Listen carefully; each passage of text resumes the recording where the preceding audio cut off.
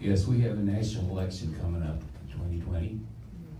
My question to you, although you are not a member of Congress, how does Congress and the President have any plan at all to protect our voting rights at the ballot box when the Russians come meddling again?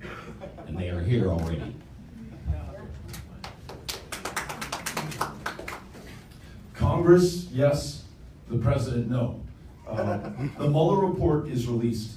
A person whose integrity cannot be challenged, who exhaustively reviewed the facts, interviewed the witnesses, brought more than 24 indictments, 5 of them members of President Trump's campaign team. And the conclusion beyond the shadow of a doubt is that the country of Russia systematically attacked our democracy, involved themselves in the 2016 election. Now, I agree with the gentleman before, it does not matter if you voted for Donald Trump or Hillary Clinton or you did not vote at all. We're all Americans first before we are anything else.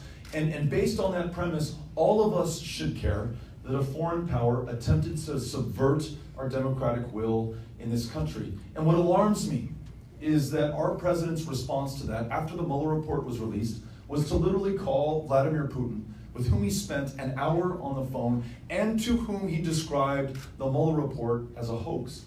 Now that is a green light that he's given to Vladimir Putin to continue to involve himself in 2020 and beyond. Your question is, how do we meet that threat?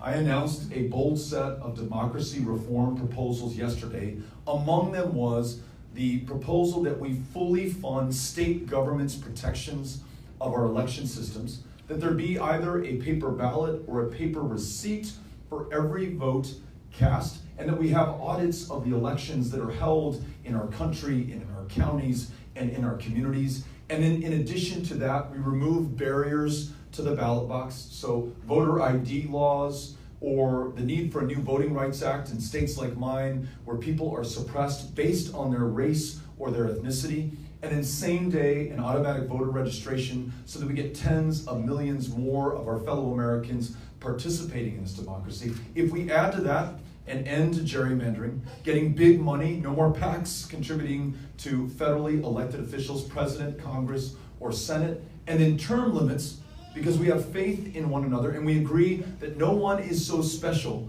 that they cannot be replaced by another American who will do just as good, if not a better job. If we do that, plus this investment in election security, then this great democracy, again, will really be up to the challenges that we're talking about at this meeting today. Thanks for asking the question. Appreciate it.